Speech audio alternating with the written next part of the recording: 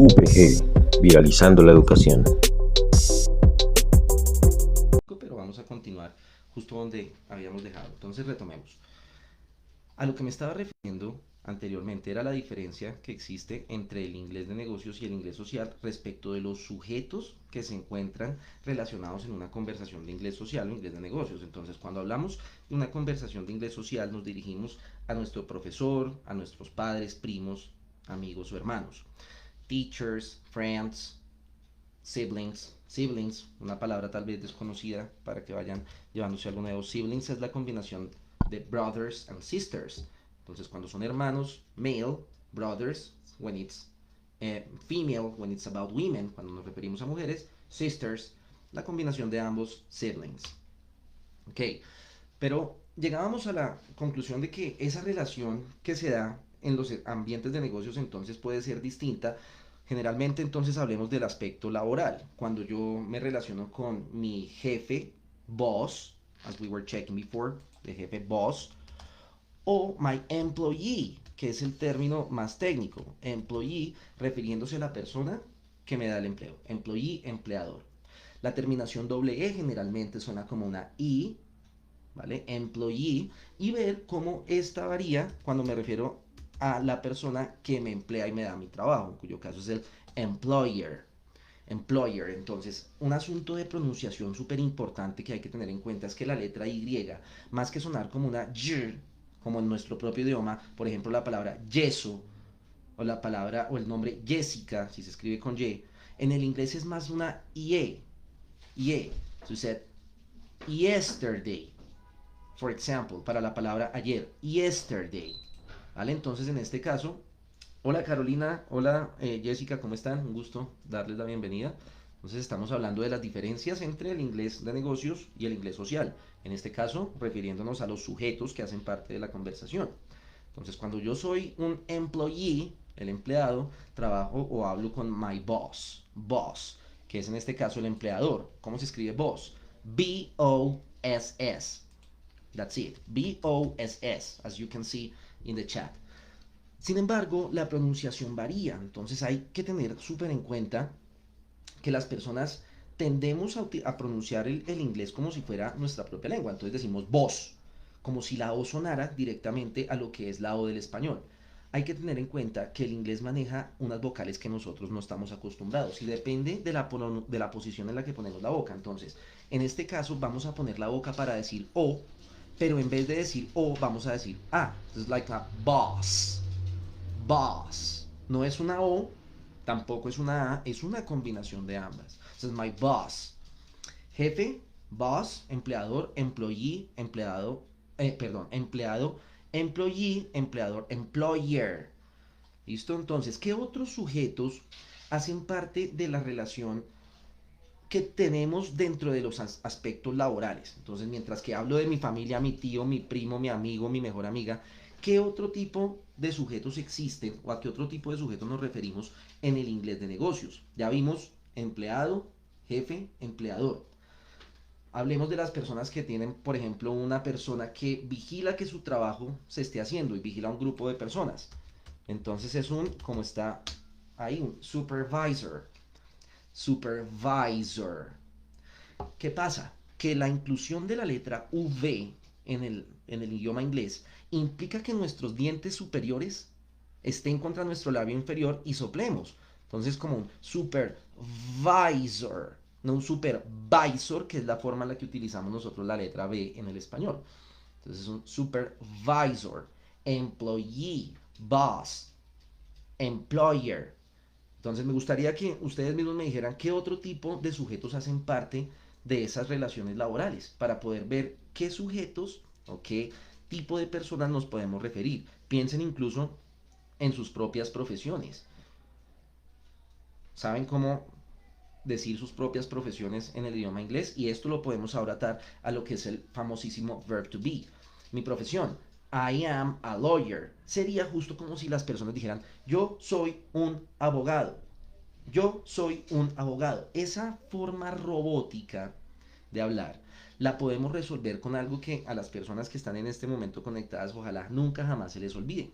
Y es una regla, digámoslo, muy útil para poder entender el inglés tal cual como funciona nuestro idioma sin que nos digan una palabra por otra tras otra, como si nos hablaran como niños chiquitos. Y es el siguiente elemento. Cualquier palabra que termine en el inglés en una consonante o en el sonido de una consonante y su siguiente palabra comience por una vocal o sea una vocal, esos sonidos se van a juntar. Entonces vamos a ver un ejemplo. Hay una pregunta muy común que es el ¿cómo estás? Para preguntarle a una persona cómo se siente, cómo se encuentra. Entonces esa pregunta es tal cual como la vemos en el chat. How are you? Son tres palabras diferentes, pero que muestran perfectamente lo que les estoy ejemplificando. La palabra how termina en el sonido de la W, how. Mientras que are comienza en el sonido de la vocal are. Entonces yo debo juntar esos sonidos. Cuando voy a decir ¿cómo estás? No voy a decir how are, sino how are. How are. Ahora, are termina en el sonido de una consonante, a pesar de que no es la última letra con la que está escrita, sí es la última letra que suena, are, la letra R. Por ende, tengo que juntarlas. How are you? Como la Y, veíamos hace un ratico, no suena como una Y en el español, un you, sino como una you. Entonces junto el sonido de are a you. How con are, how are. Are con you, are you. Las tres juntas, how are you? How are you? No, how are you? ¿Ven la diferencia? How are you? How are you? La idea es que ustedes logren juntar cada palabra que termine en una consonante y la siguiente palabra comience con vocal, como esta que es una de las más comunes y es cuando nos hacen la pregunta, what do you do? Aquí nos tenemos que alejar un poco de lo que es la traducción literal, porque esta pregunta literalmente traduciría algo así como ¿qué haces? Pero la pregunta está intencionada a que nosotros contestemos cuál es nuestra ocupación. La pregunta cómo se lee, what do you do? No what do you do, no. What do you do? What do you do? Entonces la respuesta indicada, la respuesta adecuada a este tipo de preguntas, si está dirigida hacia mí, es esta que van a ver en el chat. Entonces, si bien I está contraído con am, nos han enseñado, se nos han dicho, esto es algo que tal vez muchos de ustedes recuerden, que esa contracción entre el sujeto I y la palabra am se traduce I am. O I'm cuando la hacemos junta, I'm, pues resulta que no. Cuando juntamos el I con el am, la única palabra que suena es la segunda, am. Am. Y el último sonido de am es el de una consonante. Y la siguiente palabra es una vocal. Por ende, yo tengo que juntar ambos sonidos y eso suena algo así como ama. ¿Sí? Así literal. Ama. I'm a teacher. I'm a teacher. I'm a lawyer. I'm a lawyer. No, I am a lawyer. No. Bien. La intención, muchachos, es que nosotros logremos generar un acento que se parezca o sea lo más común, lo más similar a lo que vendría el acento de un nativo. Entonces ustedes me dirán, no Andrés, pero eso no estoy de acuerdo porque el acento es algo que uno trae naturalmente. Ahora yo les pregunto a ustedes, cuando han escuchado a un extranjero, una persona que no hable español como lengua nativa, hablar español, hagamos de cuenta un nativo norteamericano, y ellos hablar de esta manera cuando no le quitar el acento a nada, pues es mucho más difícil entenderlos que si ellos le dijeran, yo no hablar español, por favor ayudarme a entender. ¿Listo? ¿Cómo sería ese equivalente a que yo hablase inglés con el acento latinoamericano? Sería, well, in this moment I am speaking Spanish. I am speaking English. And my English sounds very Colombian. ¿Sí? ¿Cómo lograr ese acento? Muchachos, eso es imitación. Eso es física imitación. Porque cuando yo escucho cómo la persona pronuncia, entonces yo al imitarlo puedo incluirle el acento. Es como hablar español de esta manera. Estoy imitando a como un norteamericano alguna vez escuché hablar. ¿Sí? Entonces, la pronunciación y el acento son dos cosas que pueden ir de la mano. Pero es muy diferente cuando hablamos de la fluidez del discurso a cuando hablamos de la rapidez. ¿Sí? Entonces es muy diferente que usted diga I'm a teacher. Usted diga, I'm a teacher, I'm a teacher, I'm a doctor, I'm a lawyer. No, no se trata de hacerlo rápido, se trata de que sea fluido. Y esa fluidez se adquiere como yo les estaba diciendo. Cuando una palabra termina en consonante y la siguiente palabra comience por vocal, yo debo juntar los sonidos. Vamos a hacer una pregunta que es también muy común en el uso del inglés, y es el famoso ¿cuántos años tienes o qué tan viejo eres? Que es la traducción literal. Entonces, how old are you? ¿Sí? La primera pregunta es cómo, la segunda es viejo, la tercera es el verb to be, o sea, eres o estás, y tú. Literalmente traducir algo así como ¿qué tan viejo eres tú? Lo que nosotros entendemos como cuántos años tienes en nuestra cultura. Entonces, un how old are you tiene 4 palabras. How, que termina en el sonido de la W, old, que comienza con una vocal, la misma old, que termina con una consonante, are, que comienza con vocal, pero termina con el sonido de una consonante, y you, que comienza con el sonido de una vocal. Entonces, ¿cómo conecto how con old? How old. ¿Cómo es? How old. No how old. How old. Old con ar. Oldar. Oldar. Ahora las conecto. How old are. Ahora, are con you. Are you. Are you. Ahora todas juntas. How old are you? How old are you? Como yo estoy escuchando una sola palabra, en mi cerebro aparecería algo como así. Algo así aparecería en mi cerebro, porque mi cerebro está programado en español, entonces cada letra tendría su propio fonema, es decir, su propio sonido, y juntos uno con los otros, entonces diría how old are you, ¿cierto? Pero eso es justo a lo que tenemos que lograr hacer, que nuestro cerebro reconozca que a pesar de que estamos diciendo 4 palabras diferentes, las 4 palabras van a sonar como una sola. How con old con how old are con you, how old are you. How old are you? I'm a teacher. I'm a doctor. I'm a lawyer. I'm a student. ¿Listo? Entonces, ¿qué hemos analizado?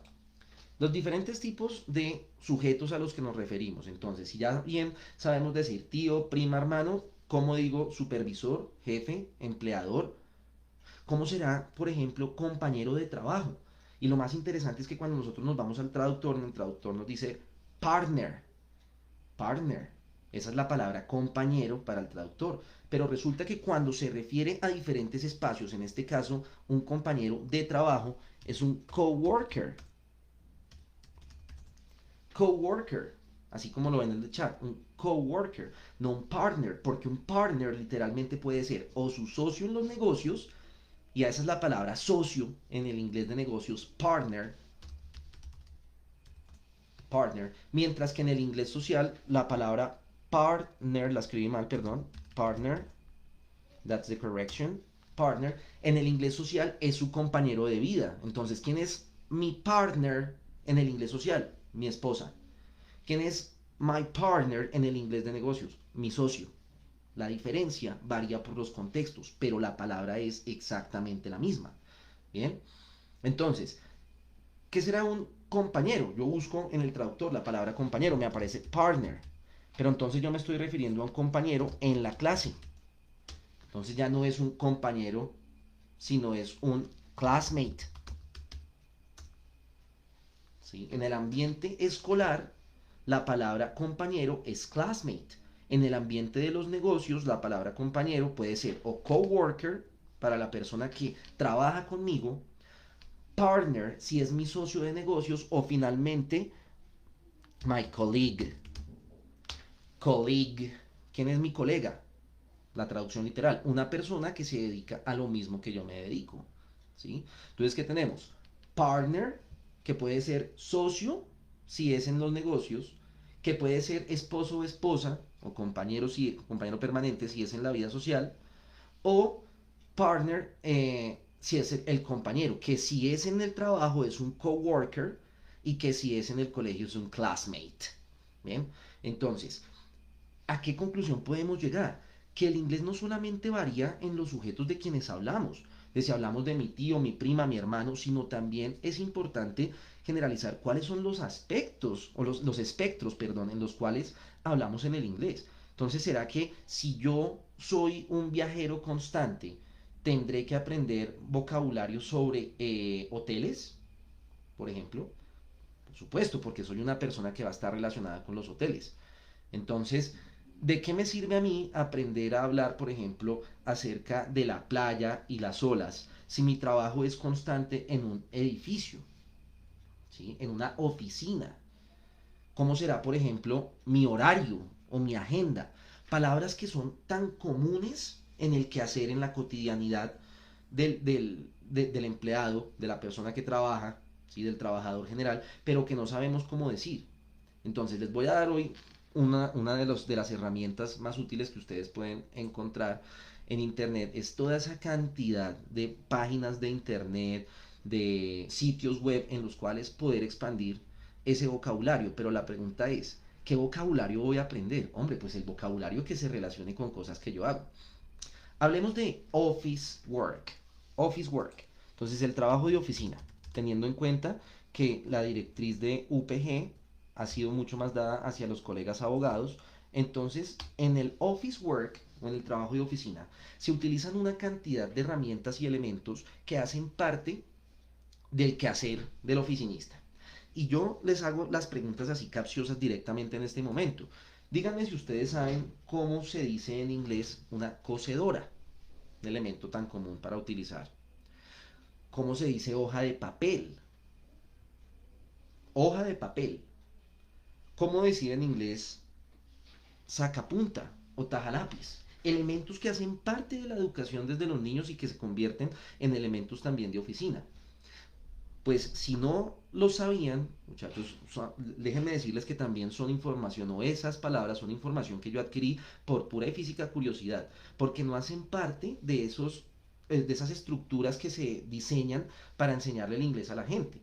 Entonces usted ve que los libros, las instituciones, los profes privados le dicen, bueno, es que tú estás en un nivel A1, un nivel A2, B1, eso ya lo miraremos más adelante, la intención es aprender cosas nuevas, no tanto técnicas. Y resulta que en el nivel A1, que es el nivel en el cual usted debe aprender lo básico del inglés, no le enseñan a decir, como mirábamos la clase pasada, cosas como bostezar, cosas como sacapunta o taja lápiz, cosas como tablero, ¿sí? Le enseñan otro tipo de vocabulario. Entonces, como usted es consciente, ya es consciente como estudiante, que usted mismo es quien va a encontrar las herramientas para estudiar y para aprender, entonces yo le voy a recomendar una página.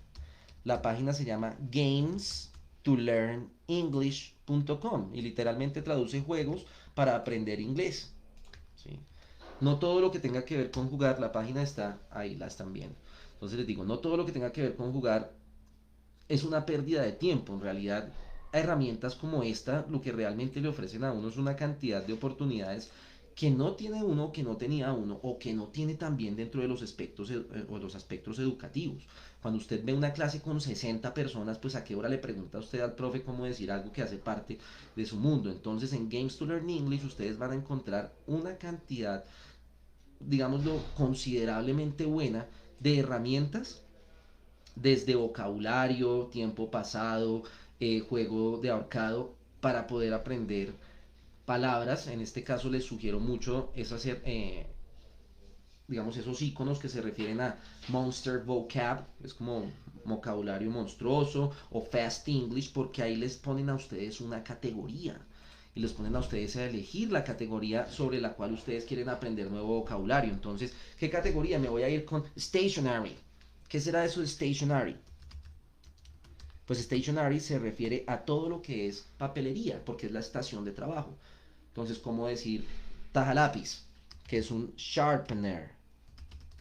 En realidad lo que traduce es un afilador. O cómo decir en su defecto cocedora, que es un stapler. ¿Listo? Es sharpener. Sharpener. Right? Stapler. Stapler. ¿Ya? How to say in English, for example, la diferencia o una palabra que es tan común que es la palabra lápiz. Y uno ve a muchos padres enseñándole a sus hijos, cosa que por favor les invito a que hagan todo el tiempo, apóyenlos con el inglés, diciendo cosas como pencil. Y bueno, no es pencil, en realidad se pronuncia pencil. Pencil. ¿Ok? Entonces la diferencia entre pencil y pencil es como yo le dijera que se pronuncia lepis. No es lepis, es lápiz, ¿vale? Entonces, muchachos, en Games to Learn English, la página que les acabé de compartir al chat, en esa página pueden, en los comentarios, perdón, en esa página pueden encontrar una cantidad considerable de herramientas para aumentar su vocabulario. Entonces, volvamos o retomemos frente a lo que son los espectros o los ambientes en los cuales el inglés se desenvuelve. Usted me imagino que si ya ha estudiado o ha tenido contacto con el inglés sabrá decir parque, típico, park, university, street, parque, universidad, calle, street. Pero me pregunto si tiene idea alguna de cómo decir aeropuerto, por ejemplo, si es una persona que trabaja viajando. Entonces es un airport, airport. ¿Cómo se pronuncia? Airport. No airport, no air, airport. Me pregunto tal vez si dentro de estos ambientes usted sabe cómo decir taxi en inglés, porque a pesar de existir la palabra taxi, también existe la palabra cab. Cab, cab. Cab es el equivalente a la palabra taxi, aunque es una expresión que se utiliza en Norteamérica, ¿vale? Que si existen diferencias entre el inglés norteamericano y el inglés británico, claro que las existen, así como existen diferencias entre el español castellano y el español latinoamericano. Pero esas diferencias más que todo están centradas hacia lo que es el vocabulario y es por eso tan importante saber en dónde nos encontramos. Entonces la palabra cab es la palabra taxi para los norteamericanos y la palabra taxi es la palabra o lo que nosotros conocemos como taxi para los británicos. ¿Bien?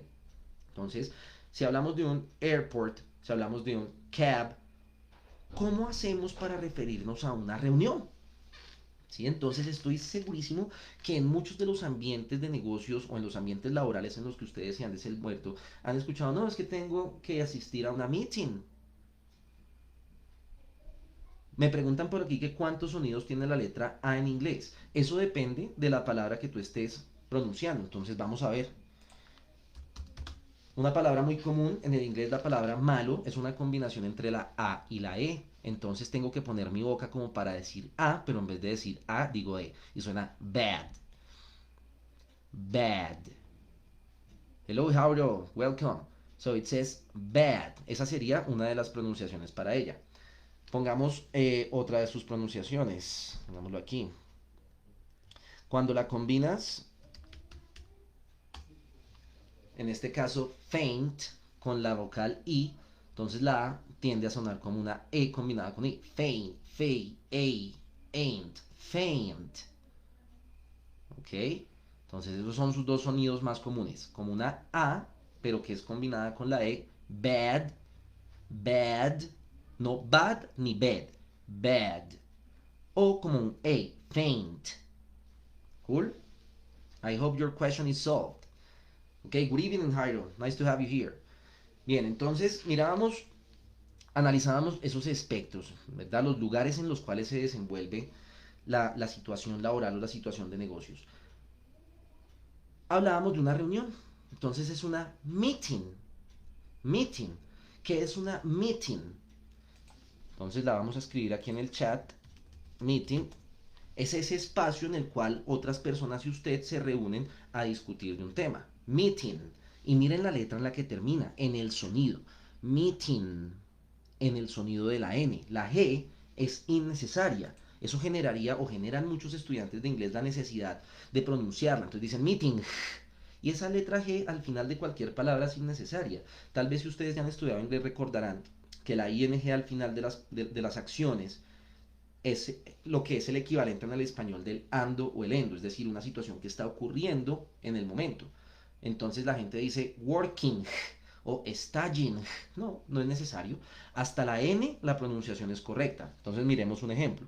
Trabajando en inglés. Working. Working. El sonido es nasal al final. Studying, que es estudiando. Studying. ¿Ok? Bien. Entonces, los espectros, los aspectos en los cuales nosotros desenvolvemos nuestro inglés también dependen de con quién o el lenguaje que vayamos a utilizar. Entonces viene algo súper importante que tocaba yo al principio de este streaming. ¿El inglés formal o el inglés informal? Entonces una anécdota súper interesante que alguna vez viví fue con un profe nativo norteamericano que cuando vamos llegando a nuestro lugar de trabajo, él me dice algo así como, Yo, B, yo, B. O sea, yo había escuchado en mis estudios de inglés, how are you, good morning, hasta el famosísimo WhatsApp, que es otro de esos extranjerismos, la palabra WhatsApp, que traduce algo así como qué tal, qué hay. Sí, es una forma muy informal de, valga la redundancia, de saludar. Y el hombre me dice literalmente así, yo vi. No, pues yo quedé súper confundido, mi compañero de trabajo lo notó, porque pues yo no supe qué responderle, no tenía mucha experiencia en esto del inglés, y él se acercó a mí con esa cara como tratando de consolarme, diciéndome, es obvio que no entiendas una expresión como esta, porque es una contracción absolutamente neoyorquina de decir algo como, how are you, brother? How are you, brother? Es decir, toda la pregunta, ¿cómo estás tu hermano? La redujo él a dos fonemas, yo vi. Así como cuando en el español usted escucha gente que dice, ¿qué hay? La misma vaina, ¿sí? Un ¿qué hay? Que es un ¿qué hay? Que ya de por sí es una pregunta informal, ¿cierto? Pues el norteamericano en ese momento, mi compañero de trabajo me dijo, yo vi como un how are you, brother, que traduce ¿cómo estás, hermano? Bien, entonces, ese conflicto que se da con las cosas que aprendemos en un contexto, pero que nos ponen en otro, es algo que hay que aprender a vivir.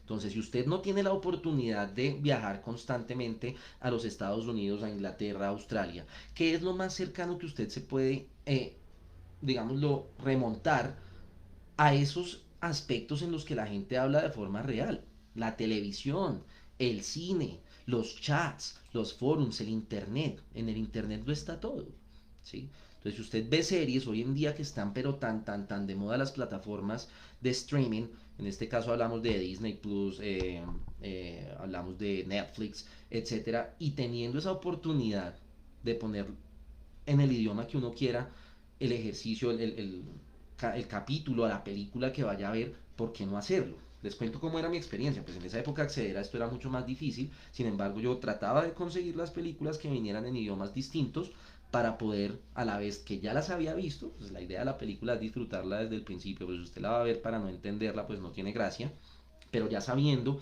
de lo que trata la película, el vocabulario, los personajes, verla en inglés con subtítulos en inglés, pues era una experiencia súper reveladora porque yo aparte de entender lo que decía, porque lo estaba leyendo, pues también reconocía cómo se pronunciaba. Y aparte de eso, que hay muchas expresiones coloquiales que en el inglés conocemos como idioms, expresiones idiomáticas, que es lo que también puede ser los refranes. Entonces cuando usted dice, por ejemplo, en el inglés, camarón que se duerme se lo lleva la corriente, o llueve, truena o relampaguee, ese llueve, truena o relampaguee me viene a la mente, es come rain or come shine, ok, come rain or come shine, como venga la lluvia o venga el brillo. ¿Sí? Son expresiones coloquiales que si usted se las dice a una persona que no tiene contacto cultural, pues no va a entender. ¿Sí? Entonces, ¿existen esas expresiones en el inglés? Claro que sí son diferentes, hay variaciones. Bien, por ejemplo, hay una muy particular que es hit the sack, algo que traduciría algo así como golpear el costal, hit, perdón, con T, con I, hit the sack, golpear el costal, y en realidad lo que se refiere es como irse a la cama, irse a dormir. Entonces, el solo hecho de comprender cada una de las palabras no significa que me permita a mí comprender a qué se refiere, hay que vivirlo culturalmente. Bien, y si usted no tiene la oportunidad de tener un amigo extranjero, de poder viajar con constancia a un país de habla inglesa, entonces lo más útil que puede utilizar es o bien las series, las películas, pero pues fijándose en todos esos detalles, ¿bien?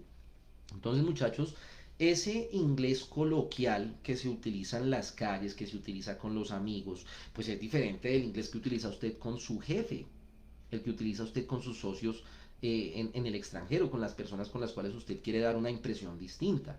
Bien, como les decía al principio, no se trata de ser una diferente persona, se trata de reconocer en qué aspectos yo tengo que utilizar cierto lenguaje u otro y entramos a hablar entonces de lo que es formal o lo que es informal. Y en el inglés sí que se nota eso. ¿Cómo lo notamos en el español? Cuando usted le dice a alguien, ¿podrías darme tu número? Es diferente de decirle a alguien, dame tu número, o es diferente de decirles, estaría bien contigo si me das tu número, ¿sí? Entonces, al complicarse en esas tres maneras, la primera manera es decirle, dame tu número, que es como un comando, pedirle a la persona, podrías dar, pull my legs, ese es uno muy común, Pull my leg, sí hay muchísimos, y hay unos muy, muy parecidos al español, Jairo. Entonces sería chévere que revisaras precisamente esa expresión como se las estaba diciendo, idioms. Así encuentras cantidades muy interesantes en el inglés y obviamente tienen que ser actuales, ¿no? Porque las expresiones idiomáticas varían con el tiempo, así como varían los nombres. Es muy raro que usted encuentre hoy una niña que se llame Tránsito, pero Sofías hay por cantidades. Hace 50 años llamar a las niñas Tránsito era normal, entonces los idioms y el slang, ya les explico qué es el slang, también varían con el tiempo. ¿Qué es el slang? El ejemplo más fácil, más comprensible para explicar qué es slang, que traduciría literalmente la palabra jerga con J, que es un conjunto de palabras que utilizamos dependiendo de la cultura, del nicho, del lugar, de las raíces. Entonces, a mi gusto, el mejor ejemplo es la palabra vaina. Vaina. ¿Sí? Porque es una palabra que uno utiliza en todo. Entonces usted me cuenta un problema y yo le digo, uy, qué vaina. Como, uy, qué problema. O no, eso es una vaina llegar a Suba en Transmilenio. Sí, es un sinónimo de problema. O cuando usted ve un aparato que usted desconoce y yo le muestro esto y me dice, Andrés, ¿qué es esa vaina? ¿Sí? Entonces, vaina vendría siendo como una cosa. Entonces, ¿qué es vaina? ¿Es un problema o es una cosa? Pues resulta que ni una ni la otra. Una vaina es un estuche, ¿sí? Es un compartimiento, un recipiente en el cual se guarda un objeto. Entonces esta es la vaina de mis gafas, de mis lentes. Por eso cuando están las espadas dentro de la vaina, los soldados las desenvainan porque las sacan de la vaina. Bien, o la vaina de las arvejas. Ese es el mejor ejemplo. Entonces, ¿ustedes creen que ese tipo de expresiones ocurran en el inglés y en la cultura del inglés? Hombre, pues imagínense. Si es diferente entre Nueva York y New Jersey, que son prácticamente la misma ciudad, imagínense las diferencias que debe haber entre cómo se dice en Inglaterra, entre cómo lo dicen en Australia, entre cómo lo dicen en Hawái. Entonces, yo tengo que ser consciente de esa realidad, de que el inglés que estoy aprendiendo es un inglés que me va a ayudar a tener herramientas comunicativas, pero que no me va a ayudar a entenderlo absolutamente todo. Y es nada más poner a un norteamericano aquí a que escuche una conversación entre dos personas que se encuentran en la calle. ¿Qué hubo? ¿Y usted qué? ¿Qué es ese qué hubo? No es un qué hubo en realidad. El norteamericano va a decir, pero a mí nunca me enseñaron eso en mi curso de español. Bueno, ¿qué curso le dieron? ¿Qué tan profundo fue usted a aprender que la expresión how are you, del famosísimo how are you, el cómo estás, puede ser un, como les decía ahorita, un yo be, un how are you brother, o un famosísimo WhatsApp? Miren cómo se escribe en realidad, no es como se escribe la aplicación. Es un WhatsApp, algo así como qué hay de nuevo, qué más, qué tal, qué hay. What's going on. Excellent. La expresión what's going on igual de coloquial, como qué está pasando, en qué andas. How are you doing? Es una de las más comunes que van a escuchar. El how are you doing es la forma intermedia entre la formalidad y la informalidad de saludar a alguien y preguntarle cómo está, pero incluye un verbo do con ing. Es decir, que la gente ve eso y de una vez pregunta, ahí dice haciendo, entonces deben estarme preguntando qué estoy haciendo, pero resulta que how no traduce qué, traduce cómo. Entonces literalmente ahí diría algo así como, how are you doing? ¿Cómo estás tú haciendo? Y eso no tiene sentido. ¿Cómo estoy yo haciendo qué? ¿Cierto? Entonces el inglés es un asunto circunstancial, del contexto. Si usted a alguien lo ve y le dice, hey, how you doing? Hasta omiten el R en la pronunciación. Eso es un asunto de escucharlo. Hey, how are you doing? Entonces la respuesta es, I'm doing fine. Para la pregunta, ¿cómo te está yendo? Bueno, me está yendo bien. How are you doing? I'm doing fine. Pero ¿será que uno saluda así al jefe cuando llega al trabajo? Hey, what's up, boss? Bueno, depende. Si usted tiene una relación muy, muy, muy confianzuda con su jefe, usted salúdelo diciéndole, what's up, boss? ¿Qué hay de nuevo, jefe? ¿Qué tal, jefe? Pero ¿cuáles serán los saludos formales? Los saludos formales los conocemos todos, incluso si hemos tenido la oportunidad de pasar por el colegio, que son el buenos días, el buenas tardes y el buenas noches. Entonces, a ver, si alguien de los participantes de la conversación quisiera, por favor, dígame cómo es buenas noches en inglés. Ese saludo, buenas noches, ¿cómo están?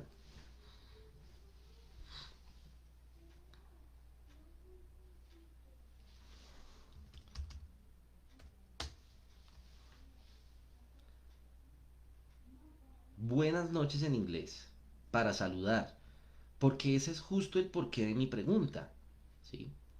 Nosotros conocemos la palabra bueno, es una palabra muy común, es la palabra good, y conocemos la palabra noche, que es night, good night, ¿cierto?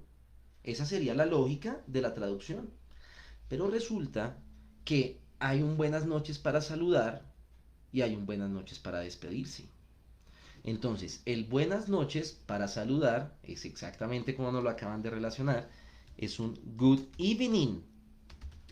Cuando usted es estudiante de derecho en la facultad nocturna y su profesor llega a clase, él lo que dice es good evening, how are you doing? ¿Cómo es? Good evening, how are you doing? Good evening, buenas noches, ¿cómo les está yendo? Good evening, how are you doing? Ahora resulta que la clase se terminó y mi profesor se va a despedir. Thank you people, good night. Thank you people, good night. Bien, entonces ahí la lógica de la traducción vuelve y nos da un cachetadón y nos dice, oiga, traducir el inglés no sirve. Porque entonces resulta que hay un buenas noches para saludar y un buenas noches para despedirse y en el español es la misma palabra. Mientras que en el inglés, gracias como nos muestran Ixel y Jairo, son palabras o son expresiones diferentes. Bien, uno para saludar, otro despedirse. Particularidades del inglés, como yo les decía, son siempre combinaciones de palabras. No sé si ustedes saben cómo decir mediodía en inglés. Mediodía. Entonces, mediodía se dice noon.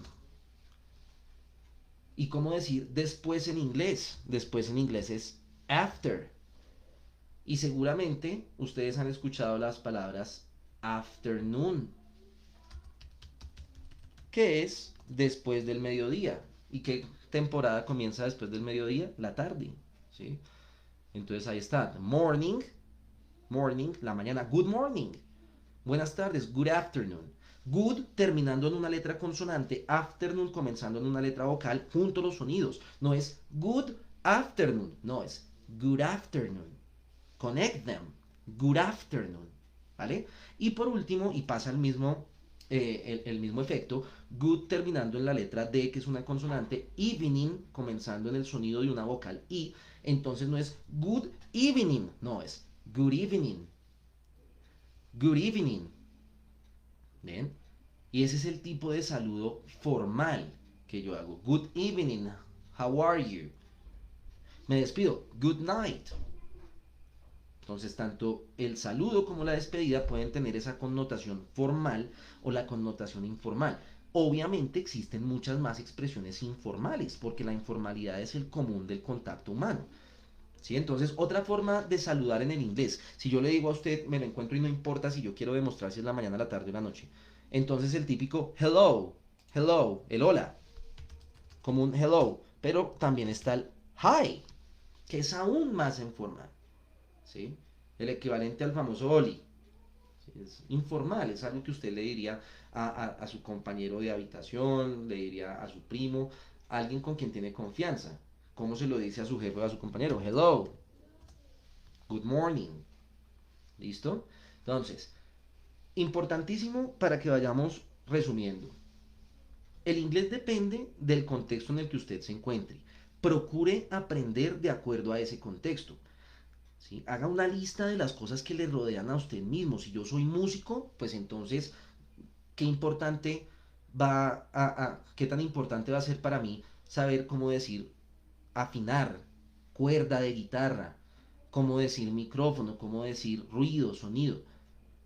Si usted es un médico, pues qué importante aprender a decir cosas como gasa, como consejo, como por ejemplo camilla, ¿bien? Y todo ese vocabulario lo pueden encontrar dependiendo de las categorías. Entonces busquen categoría, vocabulario para ingenieros, vocabulario para abogados, vocabulario para profesores. Esa es una excelente práctica que tiene que ser intrínseca y tiene que ser desarrollada por ustedes mismos, no es algo que vaya a ocurrir en las clases. ¿Listo? Segundo, el inglés varía dependiendo del contexto en el que usted esté hablando, sí, pero en cuanto a las palabras, las estructuras y las formas de, digámoslo, organizar las frases, ya son cosas que veremos más adelante, siguen siendo siempre las mismas, ¿vale? Entonces varían las palabras. Por ejemplo, yo les decía a ustedes que la palabra run En el contexto de inglés social es correr, pero en el contexto del inglés de negocios es dirigir, ¿sí? Entonces pónganse a pensar ustedes, digamos, el equipo o las personas que tengan que ver con finca raíz, cosas, asuntos de derecho, tal vez a contabilidad, para decir que es que este bien tiene una prenda. Prenda. Prenda generalmente en el contexto social se refiere a lo que nosotros vestimos, en cuyo caso sería clothes, refiriéndonos a las prendas de vestir. Pero ¿será esa la misma prenda a la que yo me estoy refiriendo? ¿Cierto que no? Porque esa prenda es como una garantía. Entonces esa prenda es un pledge. Pledge. Y son palabras totalmente distintas en el inglés. The rat runs around the room. Ok, Jairo, bien, ahí está el ejemplo perfecto. La rata corre alrededor del cuarto. Recuerda around con una sola R. ¿Vale? Pero ten en cuenta entonces que si eso fuera en un inglés de negocios, diríamos algo así como que la rata administra alrededor de aquí, ¿sí? Entonces es run teniendo esos diferentes significados. La palabra prenda, que puede ser prenda de vestir o prenda como garantía, que es pledge, como la pueden ver. Entonces hay que ser muy hábil de saber en qué contexto en el que yo me estoy desenvolviendo y qué palabra es la que encaja cuando yo vaya a utilizar el inglés. Y también eso tiene que ver radicalmente con la pronunciación. Entonces a sus mentes seguramente habrán venido la diferencia entre la palabra playa, ¿sí? Y esa grosería tan común o esa forma tan despectiva de referirse a, a ciertas personas pues que tienen intereses románticos distintos, ¿no? Entonces, ¿cómo será la diferencia entre estas dos palabras? Entre el insulto y el lugar, ¿sí? Porque la diferencia tiene que ver con la pronunciación. Y la pronunciación nos exige que aprendamos posiciones de nuestra boca con las que no estábamos acostumbrados, ¿sí? Entonces, playa es beach, beach, es decir, es el sonido de una I natural, beach, a pesar de que es una combinación de una E y una A. Mientras que la palabra perra, en ese contexto, ¿no? No dog, sino perra, el insulto, se pronuncia algo así como bitch, bitch. Entonces, que si hay una diferencia, claro que hay una diferencia, la diferencia es fundamental. Miren cómo es playa, beach. Miren cómo es perra, bitch. ¿A qué suena la combinación de la I y la A? A una I. ¿A qué suena la I solita? A una E, bitch. Y ahí viene una de las grandes cosas que hay que desmentir de la historia del colegio y los institutos donde han estado. Cuando les enseñan los pronombres personales y les dicen I, you, he, she, it. Ese it es esto. It es comer. Así es como se pronuncia it. Ese pronombre que se refiere a un objeto, un animal o una situación, una sola, se pronuncia it. It. No it. It. Como en la palabra bitch. Como en la palabra primero, first. Como en la palabra niña, girl. Como en la palabra esto, this. Y en nuestra próxima sesión les voy a mostrar por qué it no es como lo traduce para la película de la serie y los libros del payaso asesino, que dicen que eso se traduce como eso. En realidad, it no tiene una traducción al español. Razón por la cual tocó buscar la manera de acomodarla en inglés. Y eso va a ocurrir para lado y lado. Hay palabras en el inglés que no se pueden decir en español, como hay palabras en español que no se pueden decir en inglés, y hay que buscar la manera de acomodarlas. Esa es una de las groserías más fuertes que hay en el inglés.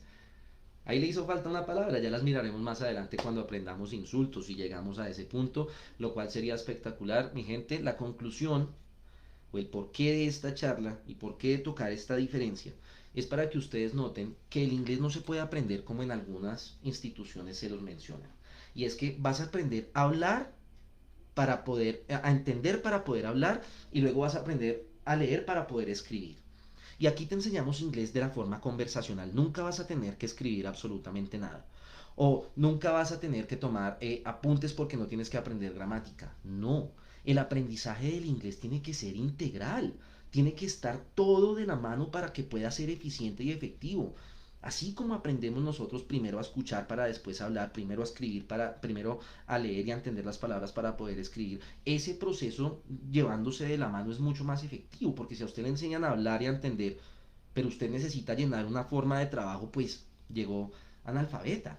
¿Sí? Y si a usted le enseñan a leer y a escribir, pero no le enseñan a expresarse, pues entonces su vida va a ser un martirio si tiene que vérselas con una conversación con un extranjero. Entonces, muchachos, el llamado es a que entiendan la integralidad del aprendizaje del inglés. Si aprendo la palabra, a cómo escribirla, tengo que aprender a cómo pronunciarla y aparte de eso tengo que aprender en qué contexto utilizarla.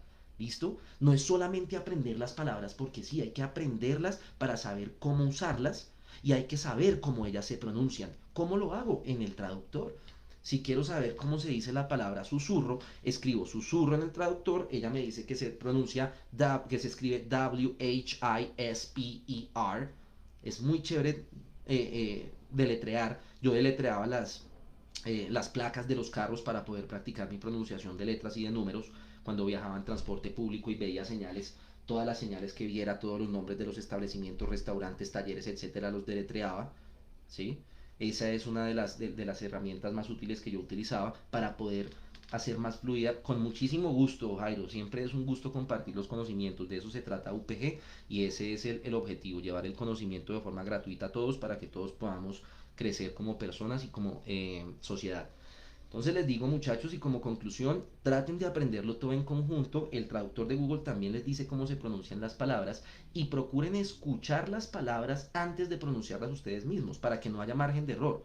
Entonces busqué la palabra, en el traductor aparece W-H-I-S-P-E-R, la cliqueo y resulta que una voz femenina me dice whisper. Y si lo vuelvo a cliquear, vuelve y me lo dice más lento, whisper. Y lo vuelvo a cliquear, me dice whisper. Entonces yo escucho y repito, whisper, whisper. Y esa palabra luego la pongo en un contexto. I whisper in the classes. Yo susurro en las clases. Y así esa palabra me va a quedar aprendida. Pero verla y decir, es que whisper es susurrar, hasta ahí nunca se va a convertir en parte de mi vocabulario. Entonces, muchachos, piénsenlo. Si ustedes se aprenden una palabra nueva al día, son 365 palabras al día que no sabían. Empiecen por ahí. Busquen en sus alrededores, piensen en sus acciones, qué es lo que ustedes hacen, qué es lo que necesitan aprender y utilicen las herramientas que el Internet les da. Para mí es un gustazo hacer parte de esto. Espero que siempre tengamos muchas más personas dispuestas a escuchar estas conversaciones, que siempre les van a dar tips útiles para que su aprendizaje con el inglés o su proceso con el inglés no sea, como ha sido para muchas personas, un suplicio.